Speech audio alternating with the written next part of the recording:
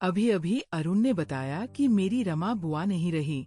Heart attack का दौरा उन्हें सदा के लिए हमसे छीन ले गया। मैं पत्थर बनी जाने कब तक सुनने में देखती रह गई। अभी पिछले महीने ही तो उनसे मिलकर आई थी।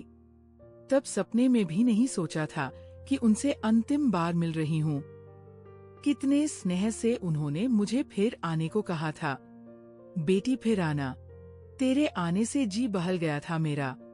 पर बुआ, ये क्या मैं फिर आने की सोचती इससे पहले ही तुमने संसार से विदा ले ली। ये कैसा बुलावा था। उस लंबे चौड़े शानदार बंगले में अब किसी से मिलने जाऊंगी। तुम्हारे कमरे का सोनापन कैसे बर्दाश्त कर पाऊंगी। वह कमरा जहाँ तुम्हारा स्नेह भरा वजूद, तुम्हारी मोहब्बत भरी बातें उस बड़े से कमरे को भरा पूरा बनाए रखती थी। उस कमरे की सुनी दीवारें वीरान, छत खाली बेड मुझे तड़पाएंगे। बुआ भला ऐसी भी क्या जल्दी थी संसार त्यागने की। तुमसे 10-10, 15 से 15 वर्ष बड़े भाई बहन जीवित है और तुम सबसे छोटी होकर हमारा साथ छोड़ गई। पर शायद अच्छा ही हुआ कि तुम मर गई, कि पल पल की मौत मरने से एक बार ही सांसों से नाता तोड़ लेना अच्छा ही होता है। जीवन के सुख मनुष्य को जीने का उत्साह देते हैं। छोटी छोटी खुशियाँ जिंदगी में नई उमंगे जगाती है। तब मनुष्य जीना चाहता है। अपनों की मोहब्बत, अपनापन मन में आशा की किरणें जगा दिया करती है।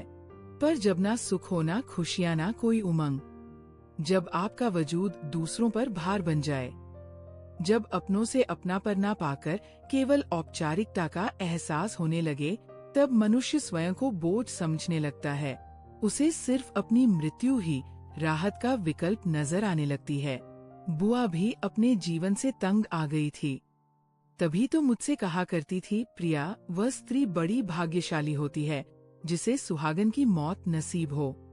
मेरा दिल कहता है इस मामले में मैं भाग्यशाली रहूंगी। तुम सच ही तो कहती थी बुआ, जीवन भर दुर्भाग्य की छाया तुम्हारे साथ साथ चलती रही, पर अंत में तुमने उसे शिकस्त दे ही डाली। आंसू पलकों से टूट टूट कर गालों को भिगोते रहे और मैं उन्हें पोंछने का साहस न जुटा पाई कि हर बूंद में मुझे रमा बुआ का चेहरा दिखाई दे रहा था। 5 बहनों 4 भाइयों में सबसे छोटी थी मेरी रमा बुआ। दादाजी की गांव में बड़ी इज्जत थी। खाता पीता घराना था। खूब जमीन जायदाद थी। उस जमाने में प्रत्येक घरों में 810 बच्चे होना कोई विशेष बात नहीं होती थी। पर बेटियां पैदा होना तो शायद सदा से ही दुर्भाग्य की निशानी समझी जाती थी और समझी जाती रहेगी। दादाजी भी 5 बेटियों के बोझ तले दब से गए। बहनों में से तो कुछ का विवाह उस समय हुआ जब रमा बुआ मात्र 3-4 वर्ष की रही होंगी। अलग अलग रंग रूप वाली बहनों के अलग अलग भाग्य थे।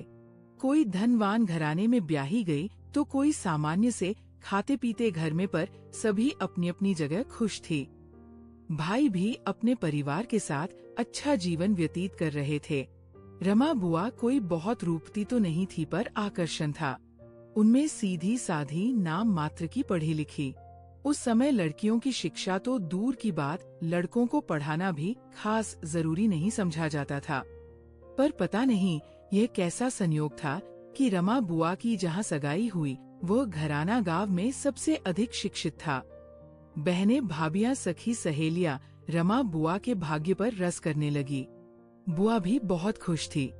इतने अच्छे घर की बहू बनने की तो कल्पना भी ना की थी उन्होंने, क्योंकि अपनी बहनों में सबसे साधारण रंग रूप उन्हें मिला था। पर यह जरूरी तो नहीं कि ऊपर वाला जिसे साधारण रंग रूप दे उसका भाग्य भी उसी की भांति साधारण ही लिखे। शायद भगवान इसी प्रकार उन्हें खुशियाँ देना चाहता था। इन्हें रंग बिरंगी कल्पनाओं में खोई बुआ कब दुल्हन बन गई, उन्हें स्वयं खबर ना हो सकी। पर पता नहीं किस्मत को क्या मंजूर था। कभी कभी हमारे अपनों से हुई छोटी सी भूल का प्रायश्चित हमें जीवन भर करना पड़ता है। पता नहीं रमा बुआ का भाग्य ही खराब था या कुछ और हुआ यूं कि फूफा जी चूंकि नौकरी में थे और शहर में रहते थे, इसलिए बारात में उनके कुछ खास दोस्त आने वाले थे। उन्होंने दादाजी के यहाँ कहलवा दिया था कि उनके दोस्तों और बारातियों का कुछ विशेष स्वागत किया जाए। वह उनके लिए कुछ खास व्यंजन का भी प्रबंध किया जाए। उनकी ये मांग यूं तो कोई बहुत बड़ी मांग न थी, दादाजी के लिए तो बिल्कुल ही नहीं, पर ताया ने इसे अहम का प्रश्न बना लिया। उनका कहना था कि जिस प्रकार शेष बहनों की बारात का स्वागत हुआ है, वैसे ही इस बारात का भी होगा। हमारे लिए सारी बहनें एक जैसी है। दादाजी ने लाख समझाने की कोशिश की, पर वह ना माने। बारात आई पर बजाय हंसी खुशी और कहे के माहौल में तनाव व्यक्त हो गया। फूफा जी को अपने दोस्तों के सामने शर्मिंदा होना पड़ा। अपमान की आग से उनका तन मन सुलग उठा। खैर, शादी तो हो गई कि बुआ विदा होकर ससुराल भी पहुंच गई, पर वहां उन्हें स्नेह और प्रेम की बजाय तानों और व्यंगों के नस्तर मिले। फूफा जी के दिल में वह चाह कर भी जगह ना बना सकी। शादी के दिन लगी वो गांठ उनके प्रेम व सेवा से भी ना खुल सकी। शायद समय उनके बीच उपजी ये दूरी मिटा देता, यदि दुर्भाग्य की काली परछाइयां बुआ का साथ छोड़ देती। पर नहीं, उसे तो बुआ की ना जाने कितनी परीक्षाएं लेनी थी। एक के बाद दूसरी, दूसरी के बाद तीसरी, चौथी, पांचवी और छठी, सातवीं बार भी उनके यहाँ बेटी ही पैदा हुई। पति व ससुराल वालों की निगाहों में उनकी वैसे भी कोई हैसियत न थी। साथ साथ बेटियां पैदा करने का गुनाह उन्हें सबकी नजरों से गिराता चला गया। फूफा जी बहुत बड़े पद पर कार्यरत थे। हर प्रकार की सुख सुविधाएं उपलब्ध रहती थी, पर बुआ के लिए या तो आंसू थे, दुख थे, निराशाएं थी कि फूफा जी अपनी बेटियों को प्यार ना करते हो। ऐसी बात नहीं थी, बल्कि वह तो उन्हें बहुत चाहते थे, पर बेटियों की माँ कूड़ा करकट से भी गई गुजरी थी। बात पर सबके सामने अपमानित कर देना उनके लिए बड़ी साधारण सी बात थी। बुआ बीमार रहने लगी। 8वीं बार वह फिर बेटी नहीं जन्ना चाहती थी, पर फूफा जी के आगे उनकी क्या मजाल थी। 8वीं बार भगवान को शायद थोड़ा सा तरस आ गया। बुआ पर इस बार उनकी गोद में बेटा डाल दिया। बुआ को जैसे नया जीवन मिल गया था। खुशी से फूले ना समा रही थी। कितनी मन्नतों, कितनी प्रार्थनाओं के पश्चात यह फल मिला था। उन्हें माँ बहनों को भी बहुत प्रसन्नता हुई। दुखियारी बहन को कुछ तो खुशियाँ मिली। बुआ मायके ना के बराबर आती थी। शादी के बाद फूफा जी ने उनके मायके जाने पर पाबंदी लगा दी थी। उन्हें घिरना थी अपने ससुराल वालों से बड़े ताया को भी। बाद में अपनी गलती का एहसास हुआ। उनकी भूल बहन के जीवन में विष घोल देगी। शायद इसका आभास ना था उन्हें, पर अब पछताने से भी वह उसका प्रायश्चित नहीं कर सकते थे। सबके बच्चे बड़े हो गए, शादी ब्याह होने लगे। रमा बुआ की बेटियों की भी एक के बाद एक अच्छे घराने में शादियां हो गई। 2 बेटियां डॉक्टर थी, बेटा भी इंजीनियर था।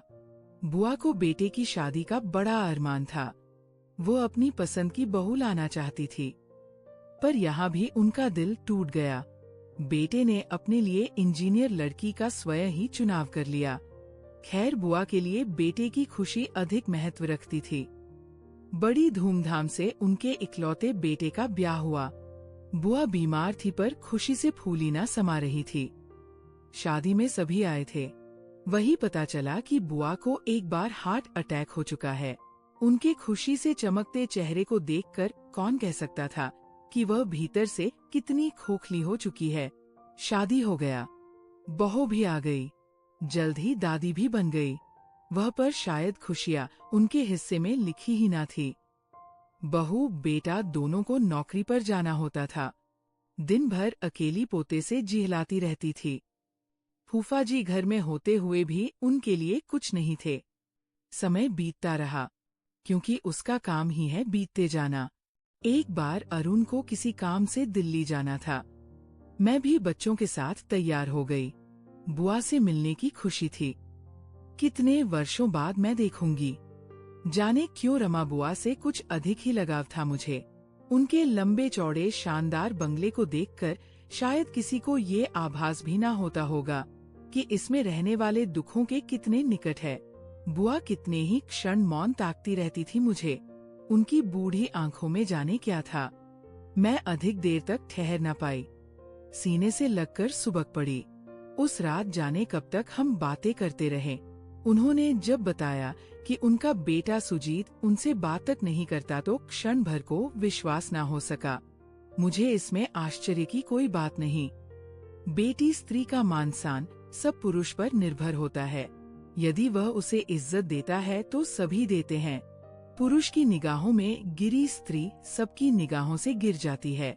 यहाँ तक कि खुद की औलाद भी उसे फालतू समझते हैं। पुरुषों के इस समाज में स्त्री का अपना कोई अस्तित्व नहीं। विवाह से पहले बाप और भाई के अधीन, विवाह के बाद पति के और बुढ़ापे में बेटों के अधीन होता है उसका वजूद।